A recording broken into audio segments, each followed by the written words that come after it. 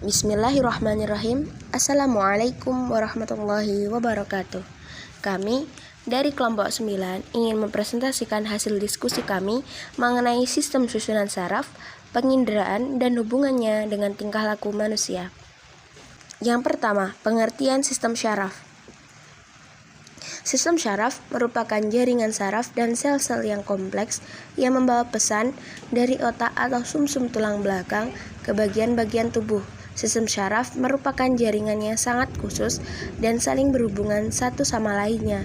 Sistem syaraf mengkoordinasi, menafsirkan, dan mengontrol interaksi antara individu dengan yang individu lainnya, dan juga dengan lingkungannya. Kemudian, fungsi sistem syaraf. Adapun fungsi dari sistem syaraf, yang pertama adalah sebagai alat komunikasi antara tubuh dengan dunia luar yang dilakukan oleh panca indera manusia. Yang kedua, sebagai pengendali dan pengatur kerja alat-alat tubuh agar alat-alat tersebut dapat bekerja sebagaimana fungsinya. Dan fungsi yang ketiga, sebagai pusat pengendali tanggapan. Syaraf merupakan pusat pengendali atau reaksi tubuh terhadap perubahan atau reaksi tubuh terhadap perubahan keadaan sekitar. Lalu selanjutnya, sel syaraf. Dalam sistem syaraf, terdapat bagian-bagian terkecil yang disebut dengan sel saraf. Sel-sel saraf ini disebut neuron. Neuron merupakan unit fungsional sistem saraf yang terdiri dari badan sel dan perpanjangan sitoplasma yang berfungsi sebagai pengantar impuls dan informasi. Neuron memiliki 3 bagian utama, yakni yang pertama badan sel atau perinkarion. Yang perinkarion atau badan sel merupakan suatu neuron yang mengendalikan metabolisme keseluruhan neuron. Yang kedua yakni dendrit. Dendrit merupakan perpanjangan sitoplasma yang biasanya berganda dan pendek yang berfungsi menghantar impuls ke sel tubuh. Dan yang ketiga adalah akson. Akson merupakan proses tunggal yang lebih tipis dan lebih panjang dari dendrit. Akson ini memiliki fungsi untuk menghantarkan impuls menjauhi badan sel ke neuron lain, ke sel lain, atau ke badan sel neuron yang menjadi asal akson. Selanjutnya, kita membahas mengenai sistem syaraf sendiri. Sistem syaraf atau nervous system merupakan sirkuit komunikasi elektronika. Sistem syaraf atau nervous system merupakan sirkuit komunikasi elektronik kimia tubuh. Sistem syaraf manusia terbuat dari miliaran sel yang saling terhubung dan mungkin merupakan gugusan terorganisir yang paling rumit dari materi di planet bumi. Adapun sistem syaraf dibagi menjadi 2, yakni sistem syaraf pusat atau central nervous system dan sistem syaraf tepi atau peripheral. Yang pertama, saya akan menjelaskan mengenai sistem syaraf pusat. Sistem syaraf pusat atau central nervous system terdiri dari otak atau encephalon dan sumsum tulang belakang atau medula spinalis. Otak dan sumsum tulang belakang merupakan organ yang sangat lunak dan berfungsi sangat penting. 2 organ ini dilindungi oleh tengkorak dan ruas-ruas tulang belakang. Otak dan sumsum tulang belakang manusia memiliki beberapa bagian. Bagian yang pertama yaitu lobus olfactorus. Bagian ini tidak tentu berkembang dan merupakan penonjolan dari cerebri yang merupakan pusat pembauan. Yang kedua yakni otak besar atau cerebrum. Otak besar merupakan sumber semua kegiatan atau gerakan sesuai dengan kehendak atau gerakan sadar. Yang ketiga yakni otak tengah. Otak tengah berada di depan otak kecil. Otak tengah ini berfungsi untuk mengatur kerja kelenjar endokrin. Yang keempat, otak kecil atau cerebellum. Otak kecil memiliki fungsi utama koordinasi gerakan otot yang terjadi secara sadar, yang menentukan dan mengatur keseimbangan dan posisi tubuh. Yang kelima, yakni sumsum lanjutan. Sumsum lanjutan ini berfungsi untuk mengantarkan impuls dari medula spinalis ke otak. Medula spinalis merupakan sumsum tulang belakang. Jadi, sumsum lanjutan berfungsi untuk menghantarkan impuls atau informasi dari medula spinalis atau sumsum tulang belakang ke otak. Yang keenam adalah sumsum tulang belakang. Sumsum tulang belakang ini berfungsi untuk menghantarkan impuls yang berupa impuls sensori dari saraf perifer ke otak dan menyampaikan impuls motoris dari otak ke saraf perifer. Bagian sistem syaraf yang kedua yakni sistem syaraf tepi. Sistem syaraf tepi dibagi menjadi kedua, yakni sistem syaraf sadar dan sistem syaraf otonom. Yang pertama, sistem syaraf sadar. Sistem syaraf sadar merupakan sistem syaraf yang disusun oleh otak, saraf otak atau saraf kranial, dan saraf sumsum tulang belakang. Yang kedua, sistem syaraf otonom. Sistem syaraf otonom merupakan sistem syaraf yang disusun oleh berbagai syaraf yang berasal dari otak maupun dari sumsum tulang belakang dan menuju organ yang bersangkutan. Yang kedua yaitu sistem penginderaan manusia. Sistem penginderaan manusia adalah organ akhir yang dikhususkan untuk menerima rangsangan tertentu yang terdiri dari indera penglihatan, indera pendengar, indera penciuman, indera pengecap, dan indera peraba. Menurut Syaifuddin, sistem penginderaan adalah organ akhir yang dikhususkan menerima jenis rangsangan tertentu. Serabut saraf yang menanganinya merupakan alat perantara yang membawa kesan rasa dari organ indera menuju ke otak tempat perasaan ini ditafsirkan. Nah, di sini sistem penginderaan dibagi menjadi 5, yaitu mata, hidung, kulit, lidah, dan telinga.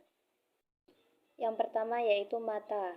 Mata adalah alat yang digunakan untuk melihat lingkungan sekitarnya dalam bentuk gambar, sehingga mampu mengenali benda-benda yang ada di sekitarnya. Mata dapat melihat benda karena adanya pantulan cahaya dari benda itu. Indera penglihatan yang terletak pada mata yang terdiri dari organ alat bantu mata dan bola mata. Syaraf indera penglihatan, syaraf optikus atau urat saraf kranila kedua, muncul dari sel-sel ganglion dalam retina. Di dalam mata terdapat bagian-bagian tertentu, yaitu yang pertama bola mata atau yang disebut dengan bulbus oculi.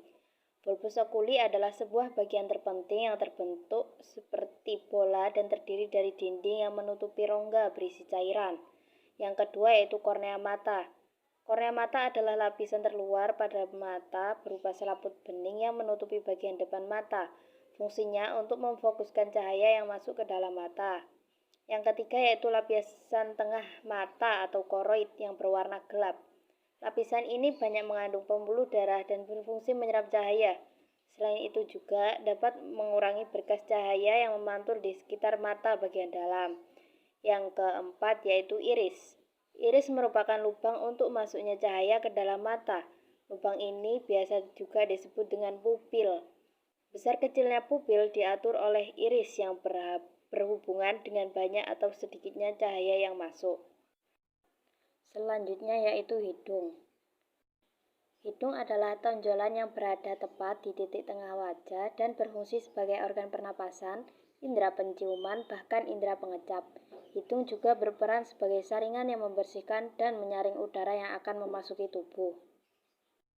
Di dalam hidung terdapat vestibulum, berisi serabut-serabut halus untuk mencegah masuknya benda-benda asing yang mengganggu proses pernapasan. Selain itu, kegunaan serabut-serabut halus itu adalah untuk menyaring, menghangatkan, dan melembabkan udara yang dihirup.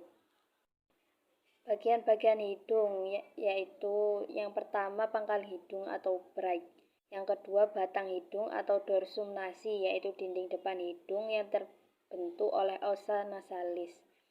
Yang ketiga yaitu cuping hidung, yaitu bagian bawah dinding lateral hidung yang dibentuk oleh tulang rawan. Yang keempat yaitu septum nasi yang merupakan dinding yang membatasi dua rongga hidung. Dan yang terakhir yaitu dinding lateral rongga hidung atau cavum nasi. Yang ketiga yaitu kulit. Kulit adalah organ terluar dari tubuh yang melapisi seluruh tubuh manusia. Pada permukaan luar kulit terdapat pori-pori atau rongga yang menjadi tempat keluarnya keringat. Kulit adalah organ yang memiliki banyak fungsi, antara lain sebagai pelindung tubuh dari berbagai hal yang dapat membahayakan, Sebagai alat indera peraba sebagai salah satu organ yang berperan dalam ekskresi dan juga pengatur suhu tubuh. Nah, di dalam kulit terdapat epidermis. Di dalam lapisan epidermis terdapat lapisan sel keratinosit yang berperan aktif dalam regenerasi sel kulit dan sel pembentuk pigmen melamin. Melamin tersebut berfungsi dalam mewarnai kulit dan sebagai pelindung kulit dari sengatan matahari terutama sinar ultraviolet. Di dalam lapisan epidermis juga terdapat bagian-bagian, yaitu yang pertama pembuluh darah. Pembuluh darah berfungsi mentransfer kebutuhan oksigen dan nutrisi yang akan digunakan oleh jaringan epidermis dan dermis. Pembuluh darah merupakan bagian penting dalam sistem mengatur suhu tubuh. Yang kedua yaitu kelenjar keringat, yang menghasilkan keringat untuk membawa zat sisa atau senyawa hasil metabolisme keluar dari tubuh melalui pori-pori. Keringat yang keluar membawa sebagian panas tubuh. Yang selanjutnya yaitu folikel rambut, merupakan tempat akar rambut, di mana rambut dapat tumbuh dan berwarna, sedangkan warna rambut ditentukan oleh pigmen melanin. Rambut dapat tumbuh terus selama mendapat nutrisi dari pembuluh darah di sekitar folikel rambut.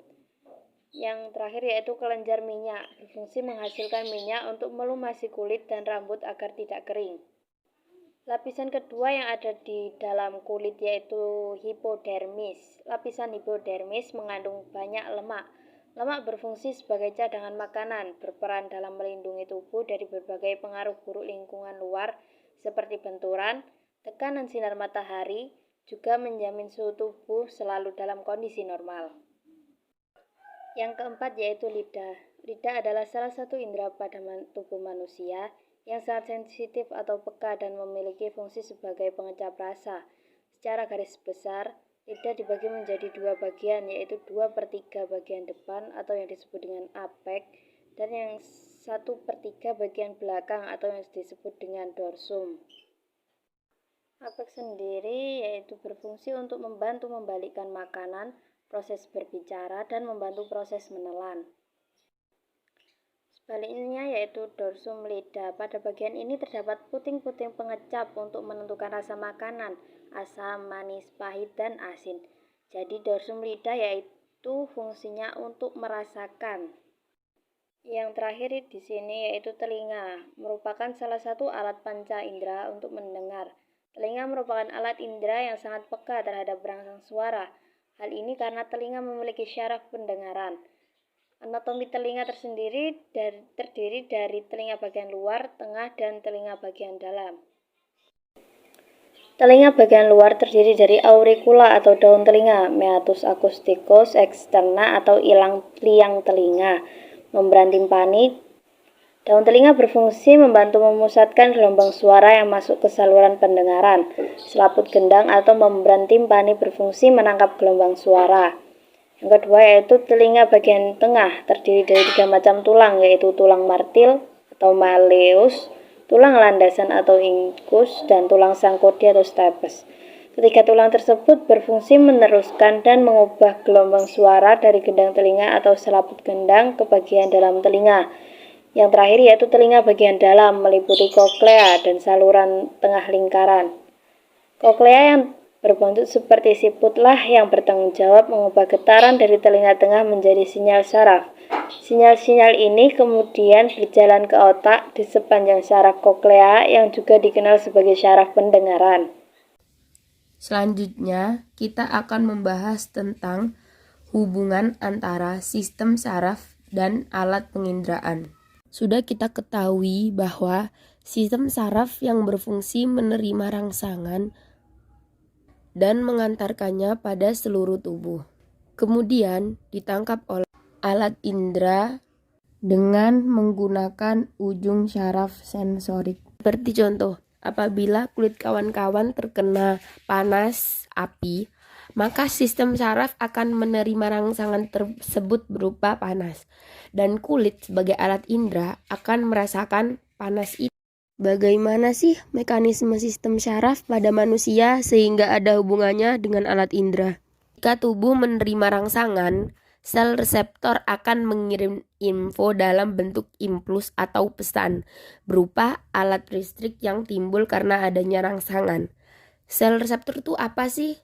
Sel reseptor itu semacam sel saraf yang kemudian impuls yang diterima oleh reseptor dan disampaikan ke efektor akan menyebabkan terjadinya gerakan. Kan sendiri itu ada dua, gerak sadar atau yang biasa dan gerak refleks. Kedua ada gerak refleks atau gerak spontan, yang mana impulsnya ini tidak melalui otak, jadi melalui jalan yang sangat cepat.